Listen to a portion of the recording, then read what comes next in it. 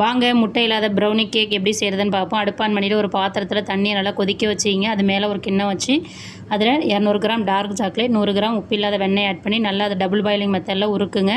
உருக்கிட்டு அதை ஆறட்டும். வாங்க ட்ரை இன்க்ரீடியன்ட் சளிச்சிக்கலாம். 1 கப் மைதா மாவு எடுத்து ஒரு பவுலில் சளிச்சிக்கிங்க. 1/3 கப்பால் cocoa powder, 2 teaspoon baking powder, அரை டீஸ்பூன் உப்பு சேர்த்து நல்லா சளிச்சு வச்சுக்கிங்க. சளிச்சதை நல்லா விஸ்க் வச்சு மிக்ஸ் பண்ணிக்கிங்க.